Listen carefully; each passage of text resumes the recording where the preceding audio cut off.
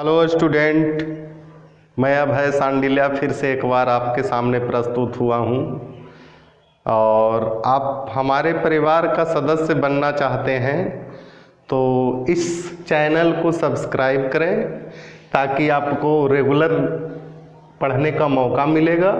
और कोई भी प्रॉब्लम हो तो मैं हर क्लास में बता रहा हूँ कि आप कमेंट में लिख सकते हैं, अगले क्लास उस प्रॉब्लम को सॉल्व किया जाएगा। तो हम लोग केमिस्ट्री में आ जाते हैं। पिछले क्लास में मैंने प्रैक्टिस करवाया था, लिविस डॉट स्ट्रक्चर बनवाया था और आज मैं टाइप्स ऑफ कोवैलेंट बता रहा हूँ। Types of covalent bond, types of covalent bond. Covalent bond कितने प्रकार के हैं? There are two types of covalent bond. Covalent bond, covalent bond दो प्रकार है। पहला है non polar, non polar covalent bond, covalent bond. और दूसरा है polar, polar covalent bond. Non polar means होता है अध्रुवीय सहसंयोजक बंधन और नॉन पोलर मीन्स अध्रुवीय सहसंयोजक बंधन और पोलर मीन्स ध्रुवीय सहसंयोजक बंधन। तो हम लोग देखते हैं कि नॉन पोलर कोवैलेंट बॉन्ड है क्या। What is non polar covalent bond? तो हम लोग देखते हैं नॉन पोलर कोवैलेंट बॉन्ड। इस पर विशेष ध्यान दिया जाए बच्चों, क्योंकि बहुत ही इम्पोर्टेंट टॉपिक है और हर टॉपिक जो है आपके लिए भी आई है, इसलिए हर टॉपिक रेगुलर अनवरत प्रयास कीजिए, सफलता आपको मिलेगा। लिखते हैं non polar, non polar covalent bond. पहला पॉइंट में लिखते हैं कोवैलेंट बॉन्ड। तो मैंने बताया था कि किसी भी मॉलिक्यूल्स में दो एलिमेंट के बीच इलेक्ट्रॉनों की शेयरिंग होती है, साझेदारी होती है और साझेदारी के फलस्वरूप बने बंधन को कोवैलेंट बॉन्ड कहते हैं। तो कोवैलेंट बॉन्ड में दो प्रकार का है कोवैलेंट बॉन्ड, नॉन पोलर और पोलर। पोलर कोवैलेंट बॉन्ड क्या है? तो हम लोग देखते हैं if similar charge of an atoms are combined to form a molecules which is called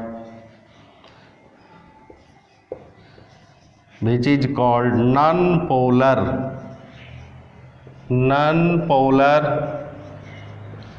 covalent molecules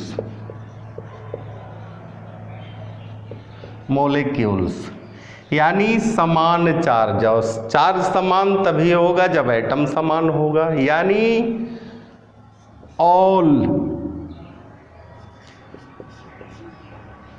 similar diatomic molecules. Die means दो, diatomic molecules are non polar, non polar. Example में देखते हैं H2 हाइड्रोजन गैस है diatomic, इसमें दो hydrogen है इसलिए die. O2 Cl2 N2 F2 ATC। तो जितने भी सिमिलर डायटोमिक मॉलिक्यूल्स होगा वो सभी गैसियस फॉर्म में होगा और वो सभी नॉन पोलर कोवैलेंट बॉन्ड बनाएगा। अब दूसरा point, if central atom is bonded with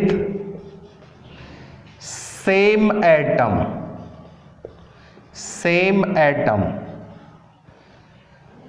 and lone pair electron is absent, then that molecules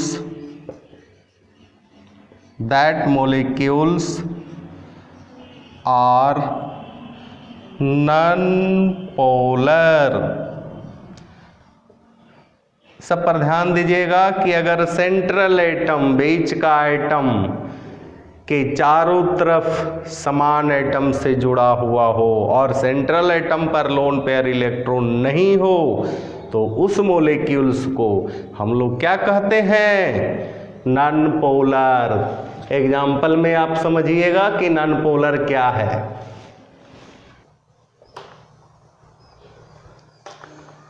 हम लोग देखते हैं एग्जाम्पल से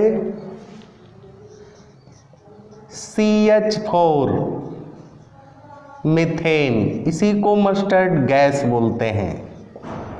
मीथेन का स्ट्रक्चर हम लोग देख लेते हैं। कार्बन 6 नंबर पर है, पहला में 2, 4 इसके पास 4 इलेक्ट्रॉन है, वैलेंस इलेक्ट्रॉन 4 से 8 होना चाहेगा, प्रत्येक हाइड्रोजन को 1 से 2 होना है।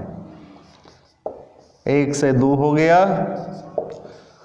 2 हो गया, 1 से 2 हो गया। अब देखिए 4 से 8 हो रहा है, तो पिछले क्लास में मैंने डिस्कस किया था इसका स्ट्रक्चर इस प्रकार से होगा। ध्यान दीजिए बच्चों, इस पर विशेष ध्यान दीजिए। कार्बन जो है सेंट्रल एटम है और सेंट्रल एटम के चारों तरफ समान एटम है, लेकिन कार्बन के ऊपर कोई लोन पेयर इलेक्ट्रॉन है नहीं है। इस सिचुएशन में क्या हो गया? Non polar. दूसरा एग्जांपल देखते हैं, CCl4 है, कार्बन टेट्राक्लोराइड, जिसको मैंने बताया था पायरीन भी कहते हैं। कार्बन अभी तुरंत देखे कि कार्बन का वैलेंस इलेक्ट्रॉन 4 है और प्रत्येक क्लोरीन जो है 17 नंबर पर है, 7 से 8 होने के लिए 1 चाहिए। इसके पास 7 इलेक्ट्रॉन है, 7 इलेक्ट्रॉन 7 से 8 हो गया। प्रत्येक क्लोरीन जो है 7 से 8, क्योंकि ऑक्टेट कंप्लीट करना जरूरी है और ऑक्टेट अगर कंप्लीट नहीं होता है तो वह कंपाउंड अनस्टेबल हो जाता है, इसलिए ऑक्टेट को फॉलो करना है। ये स्ट्रक्चर हो गया। अब इसका भी स्ट्रक्चर बना लेते हैं, यानी CCl4 का स्ट्रक्चर इस प्रकार से हुआ। अब ध्यान दीजिए कि ये सेंट्रल एटम पर लोन पेयर इलेक्ट्रॉन नहीं है और चारों तरफ समान एटम है, इसलिए क्या हो गया? Non polar. ये भी हो गया नॉन पोलर। अब देखते हैं CO2, इसका नाम है कार्बन डाइऑक्साइड, इसी को कहते हैं ड्राई आइस, शुष्क बर्फ, सूखा बर्फ, ड्राई आइस। ध्यान दीजिएगा, ये सब कॉमन नेम को याद रखिएगा कुछ जैसे CaSOCl2, कार्बोनिल क्लोराइड, ये सब विशेष ध्यान दीजिएगा। लिक्विड अमोनिया, कार्बन डाइऑक्साइड का स्ट्रक्चर हम लोग देखते हैं। कार्बन है 6 नंबर पर, पहला में 2 फिर 4, यानी इसके पास 4 इलेक्ट्रॉन है। क्या 4 इलेक्ट्रॉन है? Valence electron. और वैलेंस इलेक्ट्रॉन किसको कहते हैं? तो आउटर मोस्ट ऑर्बिट में प्रेजेंट इलेक्ट्रॉन को वैलेंस इलेक्ट्रॉन कहते हैं। उसके पहले वाला इलेक्ट्रॉन को पेनल्टीमेट इलेक्ट्रॉन कहेंगे। और वैलेंस इलेक्ट्रॉन को छोड़ दें तो बाकी इलेक्ट्रॉन जो बचेगा वो टोटल इलेक्ट्रॉन को कोर इलेक्ट्रॉन कहते हैं। ये सारा चीज़ आपको एटॉमिक स्ट्रक्चर में दिया जाएगा। फिलहाल हम लोग कार्बन डाइऑक्साइड का स्ट्रक्चर देख लेते हैं। ऑक्सीजन मैंने बताया था, ऑक्सीजन का एटॉमिक नंबर 8 होता है। कोई भी एलिमेंट के नीचे जो अंक रहता है, डिजिट रहता है, एटॉमिक नंबर को डिसाइड करता है, और ऊपर जो रहता है वह मास नंबर को रिप्रेजेंट करता है। तो इसका एटॉमिक नंबर 8 है, पहला में 2, फिर 6 से 8 होने के लिए 2 चाहिए, यानी ऑक्सीजन का वैलेंस इलेक्ट्रॉन 6 है, 6 से 8 हो गया। ये भी ऑक्सीजन का वैलेंस इलेक्ट्रॉन 6 है, ये भी 6 से 8 हो गया। अब एक कहेगा कि हम भी कंप्लीट कर लेते हैं, इसका भी कंप्लीट हो गया बच्चों। अब इसका स्ट्रक्चर बना लीजिए, डबल बॉन्ड, डबल बॉन्ड, यानी कार्बन के सेंटर में कोई लोन पेयर इलेक्ट्रॉन नहीं है और दोनों तरफ समान एटम है, इसलिए यह क्या हो गया, नॉन पोलर। नॉन पोलर यानी नॉन पोलर आपको समझ में आया। ध्यान दीजिएगा कि सिमिलर डायटोमिक मॉलिक्यूल्स जितना भी सिमिलर हो, एग्जाम्पल में मैंने बताया H2, F2, Cl2, O2, N2, बहुत सारा मॉलिक्यूल्स है।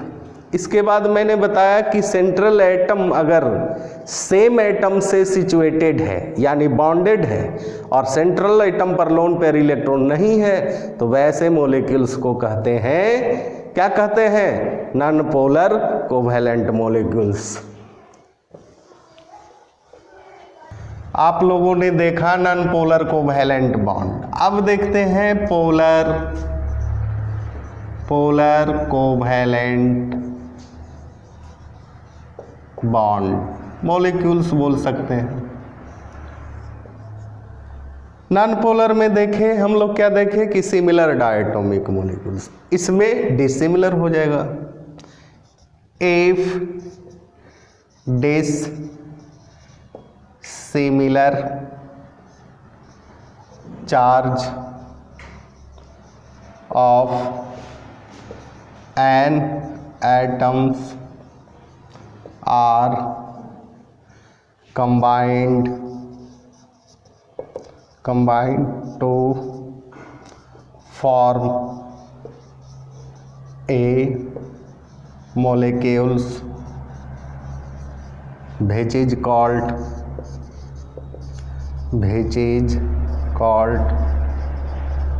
polar। पोलर मीन्स क्या होता है, आप लोगों ने फिजिक्स में पढ़ा होगा, करंट में इसमें पोल बनता है नॉर्थ साउथ। तो फिलहाल हम लोग पोलर कोवैलेंट बॉन्ड को देखते हैं, और उन अभिभावक से मैं रिक्वेस्ट करता हूं जो इस वीडियो को देख रहे होंगे वो अपने बच्चे को इंडिकेट करेंगे, सलाह देंगे इस वीडियो को अध्ययन करने के लिए, क्योंकि बहुत ही सिंपल केमिकल बॉन्डिंग का स्टडी चल रही है। और अपने अपने बच्चों को ज़रूर बताएं, और इसमें बताएं कि शुरू से इस वीडियो को देखें, बीच में नहीं समझ में आएगा, इसलिए फर्स्ट, सेकंड, थर्ड, फोर्थ इस तरह से। एग्जाम्पल में हम लोग देख लेते हैं HCl। इस पर ध्यान दो बच्चों, क्योंकि H पर प्लस चार्ज डेवलप होता है और Cl पर माइनस चार्ज, यानी different charge, different atom different charge, लेकिन दोनों डायटोमिक दो एटम है, हाइड्रोजन कार्बन, ये chlorine.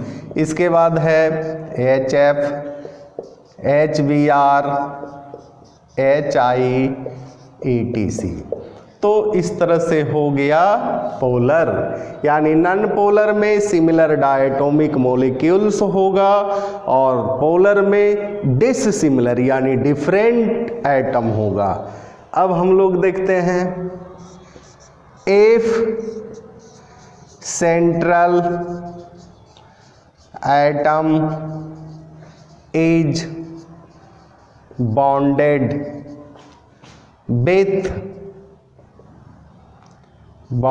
with same atom and lone pair electron is present on the central atom.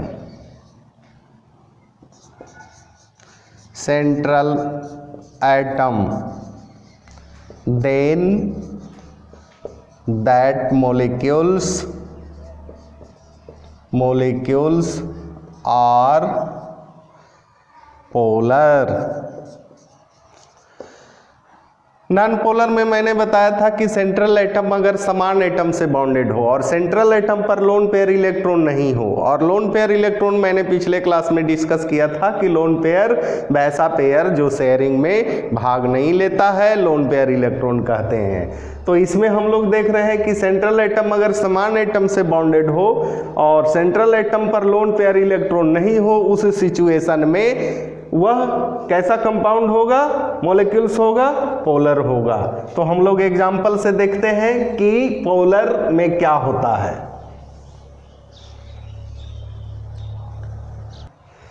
Example में हम लोग देख लेते हैं बच्चों, NH3 अमोनिया गैस, ये जो है आपके शरीर से जो पसीना निकलता है उसे ये गैस रिलीज होता है, अमोनिया गैस।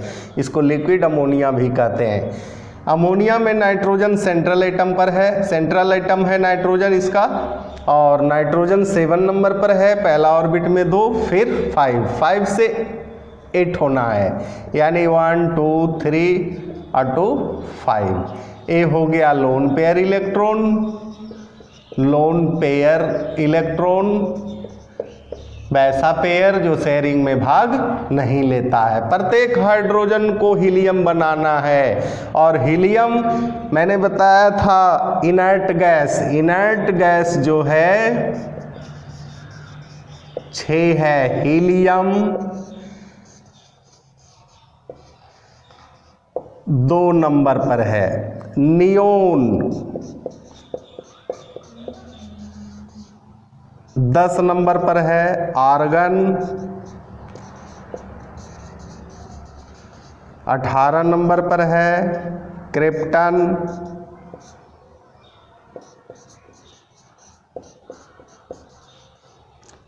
36 नंबर पर है, जेनन 54 नंबर पर जेनन है, और रेडान RN 86।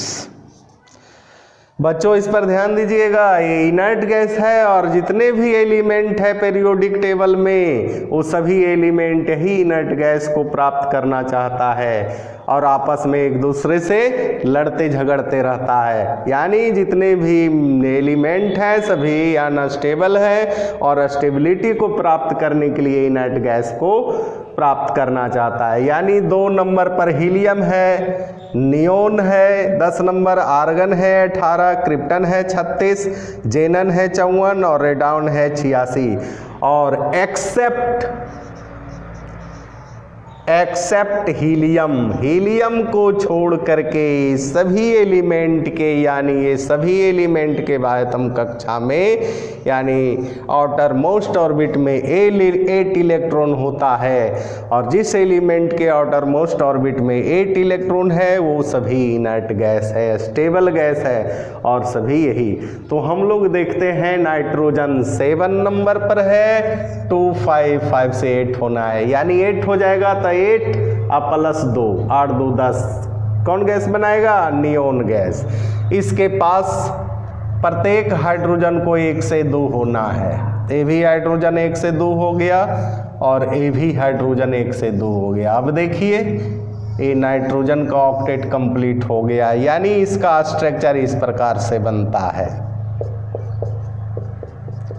ध्यान दो बच्चों, क्योंकि नाइट्रोजन समान एटम से जुड़ा हुआ है और इसके सेंटर में एक लोन पेयर इलेक्ट्रॉन है। इस स्थिति में यह पोलर कोवैलेंट हो गया, polar covalent molecules, covalent molecules.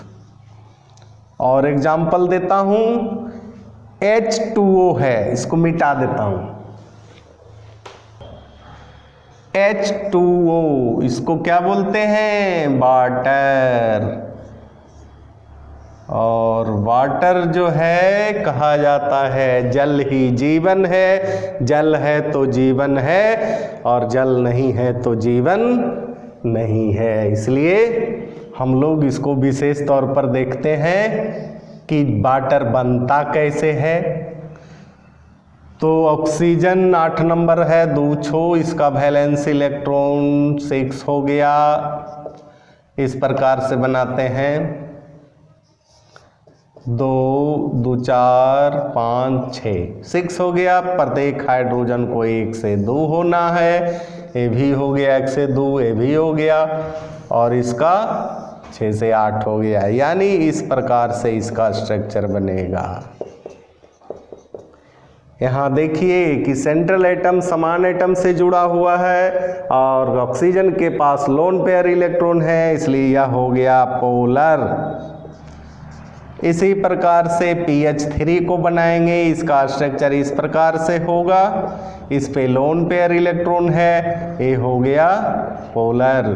तो बच्चों आज हम लोग टाइप्स ऑफ कोवैलेंट बॉन्ड को देखा और इसमें दोनों कोवैलेंट बॉन्ड कितने प्रकार के हैं। तो अभी तुरंत मैंने बताया कि 2 प्रकार के हैं, non polar covalent bond, polar covalent bond. और मैंने हर एक दिन आपको यही सलाह दे रहा हूं कि इस चैनल को सब्सक्राइब करें ताकि आपको करंट में अध्ययन करने के लिए मिलेगा और सीरियल वाइज से अध्ययन करें। पहला वीडियो, दूसरा वीडियो, तीसरा, इस तरह से अध्ययन करेंगे तो केमिकल बॉन्डिंग में हर एक टॉपिक आपको समझ में आएगा, क्योंकि केमिकल बॉन्डिंग बहुत बड़ी चैप्टर है। अभी तक मैंने इसमें 10% भी नहीं पढ़ा है। रेगुलर क्लास करते रहिए, अनवरत प्रयास कीजिए और टीचर पर हमेशा विश्वास रखिए, सफलता आपको मिलेगी। अगले क्लास के लिए धन्यवाद।